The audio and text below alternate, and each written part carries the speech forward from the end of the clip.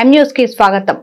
39 సంవత్సరాలుగా తాము చదువుకున్నప్పటి నుంచి స్నేహంగా ఉంటూ ఒకరికొకరు కష్ట సుఖాల్లో అండగా ఉంటున్న 1980-85 సంవత్సరంలో ఏడిద గ్రామంలో జిల్లా ప్రజా పరిషత్ పాఠశాలలో చదువుకున్న మిత్రులు తమ స్నేహితురాలైన వల్లూరి లక్ష్మీ లావణ్య భర్త వల్లూరి కృష్ణమోహన్ పుట్టినరోజు వేడుకలను మిత్రులందరూ ఘనంగా నిర్వహించి తమ చిన్ననాటి జ్ఞాపకాలను నెమరవేసుకున్నారు.